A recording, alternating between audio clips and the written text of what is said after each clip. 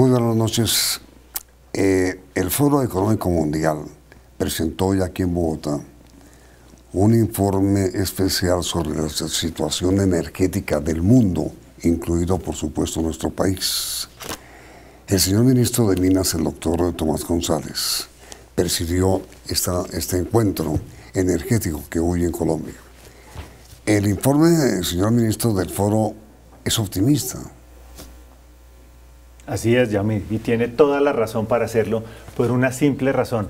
Colombia tiene un sistema energético que ha venido construyendo durante más de 2 décadas que le ha traído enormes beneficios al país. Por ejemplo, gracias a ese sistema energético aumentamos la cobertura en casi 20 puntos. Hoy en día el 97% de la población colombiana tiene acceso a la energía. Con ese sistema energético hemos expandido la producción de energía enormemente. Con ese sistema de energía hemos tenido más empresas que han venido a invertir en distribución, en comercialización, en generación de energía. Ese es un sistema energético que en la parte de hidrocarburos y petróleo nos ha ayudado a tener mucha más producción y a generar muchos recursos para pagar el desarrollo, pagar las carreteras, pagar la educación. Entonces, este es un sistema que le ha trabajado al país. Lo que dice el Foro Económico Mundial es una cosa muy sencilla. Dice, Colombia, cuando uno compara los sistemas de energía, Colombia tiene el 8º lugar en el mundo. Es el mejor país de Latinoamérica, es el país que no es de la OCDE que está ahí, y eso se debe a todo ese trabajo que se ha hecho por tanto tiempo. Pero ¿cómo se explica, señor ministro, que estemos en el 8º lugar en el ranking energético del mundo? 8º lugar, cuando estamos al borde de un apagón. Es que tener un muy buen sistema energético, Yamid, no quiere decir que los sistemas no pasen por momentos difíciles. Mire, la persona, el director de energía del Foro Económico Mundial que vino hoy, usó una analogía muy buena. Comparó el sistema energético colombiano con la Fórmula 1 y dijo, hasta Michael Schumacher no se gana todas las carreras. Y creo que eso es lo que está pasando. Tenemos un sistema que depende enormemente del agua, tenemos un sistema que con esta sequía tan fuerte estaba puesto al límite y que con ese límite se le dañaron 2 de las centrales más importantes sin que eso estuviera en las cuentas de nadie. Y aún así, el sistema ha podido responder, está respondiendo y está garantizando el abastecimiento de energía a los colombianos. Y a ver, ministro, ¿hasta cuándo vamos a tener la suerte de sostener a pesar de todas las cosas que están ocurriendo? Pues mire, Yamid, aquí se ha hecho mucha especulación sobre el tema de la energía, si va a haber o no va a haber cortes. Y aquí es importante ir a las fuentes del sistema. ¿Quiénes tienen los mejores modelos, los mejores datos? Porque los generan ellos mismos. Los tiene Exem. Exem es la compañía que opera el sistema, tiene los mejores hidrólogos, los mejores ingenieros eléctricos, tiene los mejores estadísticos, tiene los modelos más detallados, más ajustados a lo que pasa en la realidad, y con ellos es que hacemos el análisis y miramos lo que está pasando. ¿Qué nos han dicho ellos en la última revisión que hicimos ayer al final del día? Nos dijeron, con las condiciones actuales que tenemos, con las medidas que ha estado tomando el gobierno, deberíamos tener la energía suficiente para pasar este niño. Entonces yo lo que le pido a los colombianos es, vamos a la fuente oficial, creámosle a lo que nos dice la fuente oficial y tengan la plena certeza y la plena seguridad que si algo cambia, si la situación se vuelve distinta, vamos a ser los primeros en salir a decirle al país con transparencia y con claridad que las cosas cambiaron. Pero por ahora no está en el panorama ni que haya cortes, ni que haya racionamientos, ni que haya escasez de energía para los colombianos. Pero a ver, señor ministro, contradiciendo su opinión, el señor Contralor General de la República, de la Nación, expidió un comunicado esta tarde en donde dice que el riesgo de apagón es inminente. Pues mire, Yamid, cuando el año pasado se agudizó esa sequía tan fuerte, y esa sequía tan fuerte además coincidió con una declinación muy grande en los campos de gas, cuando esa sequía tan fuerte coincidió con el cierre de la frontera, que le puso dificultades a conseguir combustibles líquidos para la generación, que coincidió con un cierre de la hidroeléctrica del Quimbo, que es una hidroeléctrica muy importante por razones judiciales, nosotros tomamos unas medidas, y tomamos unas medidas que iban saliendo muy bien. Fíjese que habíamos mantenido unos niveles de embalse muy por encima de lo que requeríamos, las plantas que producen energía, las plantas térmicas estaban generando lo que necesitaba el sistema, teníamos un colchón que habíamos dejado ahí para estas situaciones, íbamos bien. De hecho, el país había dejado de hablar en los últimos meses del tema energético. Y de repente pasó lo que no estaba en las cuentas de nadie. Se nos dañaron 2 de nuestras principales centrales. Como lo hemos dicho en otras oportunidades, aquí perdimos a 2 de nuestros mejores jugadores cuando nos faltan los 15 minutos finales del partido. Entonces la pregunta es, ¿uno qué hace? Y uno lo que tiene que hacer es responder aprovechando esa fortaleza del sistema para evitar que esa falla inesperada y tan complicada nos genere problemas. Es cierto que el sistema está muy estresado, el sistema está al límite, pero estamos haciendo todo lo que está a nuestro alcance por evitar que eso nos genere problemas. Y las medidas que hemos tomado, Yamid, se reflejan en esos análisis que hace la fuente oficial de análisis y modelación y datos del sector que nos dicen, por ahora deberíamos ser capaces de pasar este niño. Pero a ver, señor ministro, mire, el texto de la declaración del Contralor May es este. Colombia afronta un riesgo de déficit de potencia eléctrica, revelan los análisis realizados por la Contraloría General de la República, y de acuerdo a los mismos, 15 días de los próximos 2 meses quedarían desprotegidos porque el sistema no contaría con ninguna reserva de potencia, lo cual se traduce que ante cualquier falla sería necesario aplicar cortes de luz a los usuarios finales en diferentes zonas del país. Mire, Yamid, volviendo a la analogía del fútbol, ¿usted qué hace cuando pierde a 2 de sus jugadores más importantes? Pues lo que hace es... sí, pero no tenemos el lujo de pegarnos un tiro. Tenemos que salir a tomar unas medidas que nos permitan reemplazar esa energía y enfrentar la situación para que los colombianos no vayan a exponerse a esa situación. ¿Y qué es lo que hemos hecho? Básicamente 3 cosas, Yamid. La primera es de esa reserva, de ese colchón que habíamos construido con las medidas del año pasado, poner a todas las plantas térmicas a generar, gastarnos más agua de los embalses de la que teníamos prevista. Y número 3, ir a Ecuador. Fuimos a Ecuador. Con Ecuador tenemos un trabajo de integración energética desde hace varios años y lo tenemos para situaciones como estas, así como en momentos que ellos lo han necesitado, les hemos dado energía colombiana. Ahora nosotros necesitamos, por la lesión que tuvieron estas 2 plantas, por el daño de estas plantas, necesitamos energía. Y lo que estamos haciendo con Ecuador es trayendo la mayor cantidad de energía que el sistema aguanta, trayéndola lo más rápido posible, haciendo cambios técnicos en la red para poder inclusive recibir un poco más de energía, sobre todo en los momentos que hay las horas de mayor demanda, que es 7 de la noche más o menos. Con esas medidas, más los programas que está haciendo la Comisión de Regulación para reducción de la demanda, debemos atacar esto por todos los frentes. Entonces, les resumo, usamos más de nuestra reserva de agua y de generación térmica, traemos energía de Ecuador utilizando todo el trabajo de integración que tenemos y trabajamos con la demanda. Con estas medidas deberíamos ser capaces de combatir esta situación y es lo que vamos a hacer. Pero entonces, señor ministro, usted dice, mire, riesgo de apagón no hay, hoy. Así es. No hay. Así es. El Contralor dice que sí. ¿Usted diría que el Contralor es medio alarmista? Yo creo que la Contraloría está en su derecho y en su deber de informar sobre las cosas que le generen preocupación. Creo que el Contralor, como usted lo acaba de leer bien, está diciendo que el sistema está al límite. Y eso es cierto, eso lo hemos dicho nosotros. No, pero lo que pasa es que una cosa es que el sistema esté al límite y otra cosa es que ya con certeza y en ausencia de todas estas medidas que le estoy diciendo, vayamos a tener una certeza de que va a haber cortes. Y yo lo que le digo al país hoy es que con los análisis que tenemos hoy, eso no va a pasar. Pero es que el informe del Contralor dice que sí va a haber, que tiene que haber corte de energía, lo dice. Bueno, yo lo que diría en ese caso, Yamid, es que tenemos que mirar lo que nos dicen los expertos de las fuentes oficiales del sector. Dicen que no. Ellos lo que están diciendo es, 1, el sector sí está, o el sistema está al límite, sobre todo en las horas de mayor demanda, que son las horas más o menos de las 7 de la noche, va a estar al límite, sobre todo en estos 2 meses que quedan, más en el mes de abril, y por eso es necesario que hagamos todo lo que está a nuestro alcance, con medidas como el que les acabo de decir. Cuando usted, con esas medidas, reanaliza la situación, se da cuenta que tenemos algún margen para pasar este momento tan difícil. Y le repito lo que le dije hace un rato, Yamid, aquí uno tiene la responsabilidad de obrar con absoluta transparencia y claridad.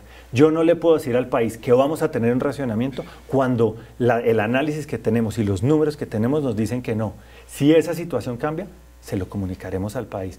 Pero lo que vamos a hacer, lo que estamos haciendo y lo que seguiremos haciendo es hacer todo lo que está a nuestro alcance para que pasemos estos 2 meses difíciles que se nos vienen por delante. Su antecesor, el doctor Amílcar Acosta, propuso en estos días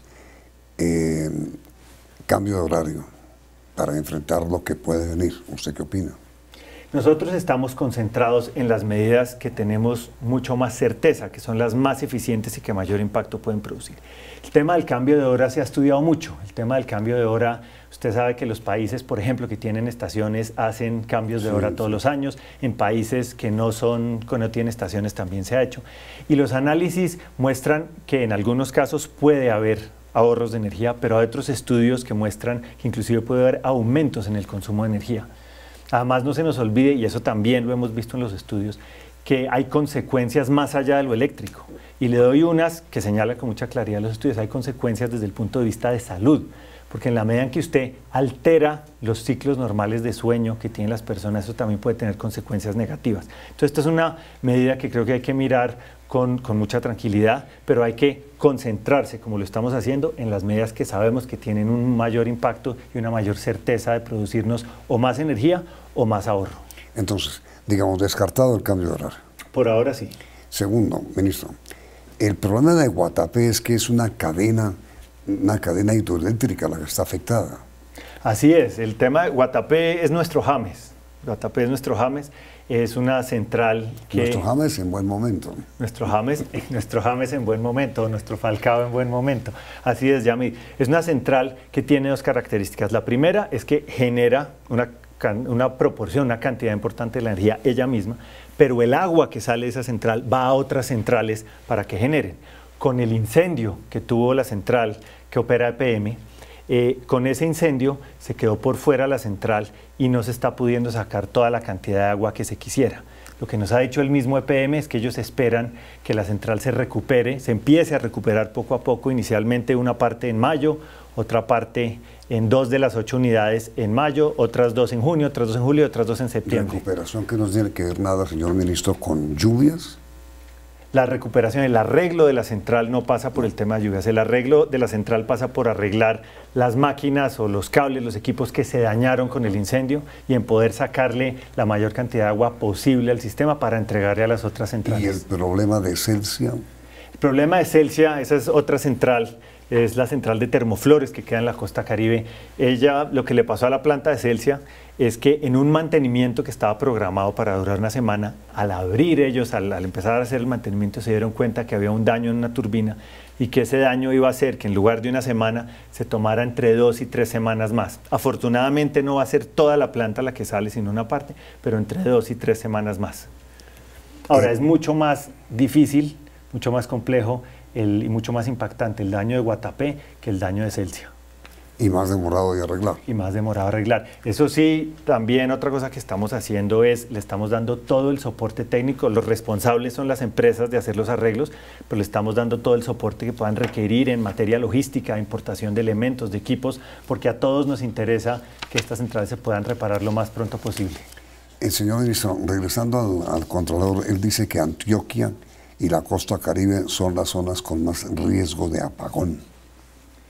El sistema eléctrico, Yamid, no se comporta igual en todo el país y dependiendo de qué vaya pasando en los siguientes meses, podría haber más vulnerabilidades en una zona que en otra. Por ejemplo, si hay una falla de algún elemento en la costa Caribe, pues habrá más dificultades en la costa Caribe. Si es en Antioquia, pasará lo mismo.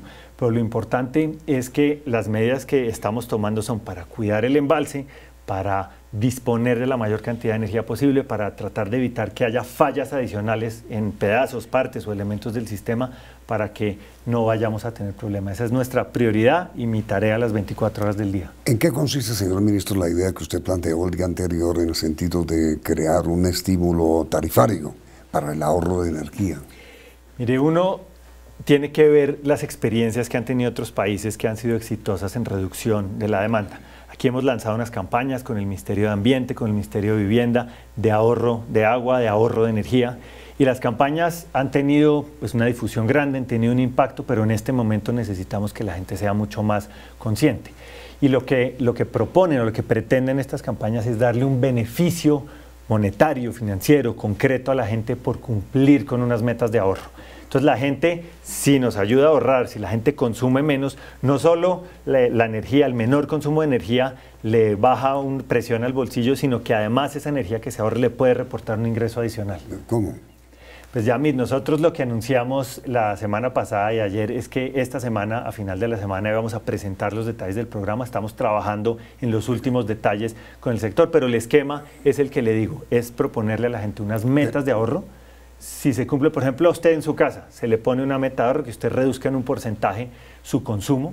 Y si usted cumple esa meta de ahorro, no solo paga menos por consumir menos energía, sino se le da un beneficio adicional, ya sea en su factura o en energía, en más energía posteriormente, para que usted pueda disfrutar de ella. Mejor dicho, ministro, en lo que ustedes piensan es en que cualquier residencia que muestre ahorro de energía tendrá una bonificación. Así es. ¿Cómo de cuánto? Yamid, no se lo digo en este momento, esperemos a que terminemos los últimos detalles del programa para presentárselo al país, pero la idea es que sea un beneficio que estimule a la gente a ahorrar. Pero es porcentualmente 5, 10, 15, 20% sobre... Se lo digo cuando presentemos el programa. De acuerdo, ministro, pero es una rebaja sobre la tarifa ya baja que debe pagar un usuario. A usted le cuesta una cantidad de plata cada kilovatio que se consume al mes. Sí. Entonces, usted lo que tendría es esos kilovatios que usted ya no consume, no los paga, es un ahorro. Pero además, por cada kilovatio que usted no consuma, habrá un beneficio siempre y cuando cumpla con esa meta de ahorro. Beneficio que significa menor valor de la tarifa. De la energía, o que le regalan energía más adelante, o que le hacen un abono a su factura de energía para que le salga menos cara. Eso no está decidido. Eso es, los detalles de eso son los que se están poniendo. Es una especie como de alcancía.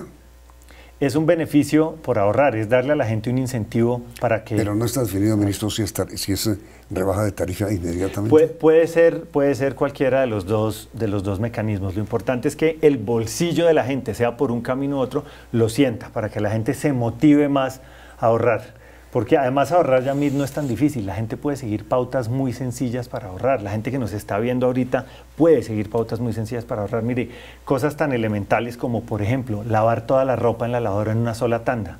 Por ejemplo, planchar toda la ropa en una tanda, empezando por las prendas que requieren menor calor. Así se utiliza menos tiempo la plancha. Dejar apagadas las luces cuando uno no las necesita. Solo conectar y utilizar los electrodomésticos cuando uno los necesite. Esas son cosas que pueden producir ahorros muy significativos y solo se necesita que la gente cambie su... Entonces le estamos a la voluntad de la gente, le queremos dar un incentivo para acabar de empujar esa voluntad. ¿Usted de dónde es, ministro? Yo soy de Bogotá, pero tengo familia de Manizales también. Yo sabía que era de Bogotá. ¿Por qué Bogotá es tan disciplinada?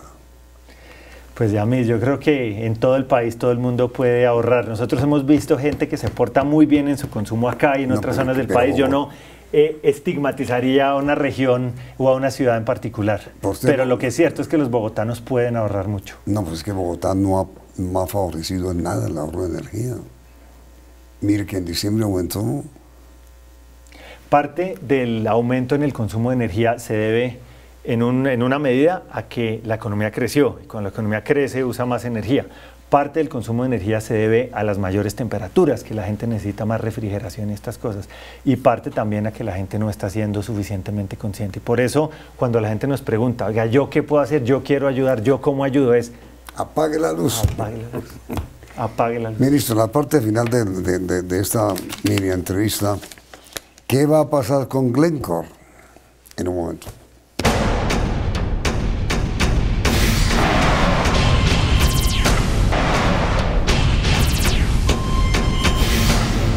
A ver, señor ministro, el Contralor, nuevamente el Contralor dijo ayer durante un foro sobre la refinería de Cartagena, Reficar, que lo que falta es que Glencore, que fue la primera a la que se le adjudicó la construcción de Reficar, nos demande. Mire, Yamid, en este proceso que tiene Glencore y la Contraloría, falta una etapa, falta la etapa de conciliación. Yo creo que es muy importante que se surta esa etapa y que se termine el proceso, a que hay unas realidades procesales y a que habrá unas decisiones procesales que nosotros pues estaremos monitoreando muy de cerca porque es nuestro sector y queremos ver en qué va a terminar esto, pero nosotros somos muy respetuosos del proceso y de que las partes puedan sacar ese proceso adelante lo mejor posible.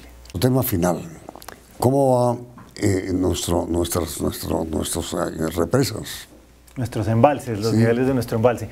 Pues mire, Yamida, antes de que tuviéramos el infortunado daño en la central de Guatapé, los embalses estaban como en un 45%, íbamos muy bien, lejos de los niveles en que nos podíamos tener alertas rojas o alarmas, y con la caída en el daño en la central de Guatapé, quedaron inutilizados o perdimos de un día para otro, perdimos 14 puntos de esos 45, o sea, bajamos de un día para otro de 45 a 31.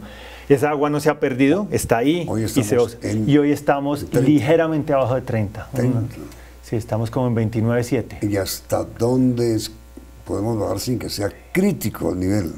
Mire, aquí no hay un único número mágico, que es lo que la gente le pregunta a uno. Aquí hay embalses que pueden operar por debajo del 10%, hay embalses que necesitan niveles más altos. Lo que le digo es que estamos esperando, con las medidas que tomamos y el mayor uso del agua que vamos a tener, que los embalses a finales de abril estén un poco por debajo del 20%, que ese va a ser su punto más crítico.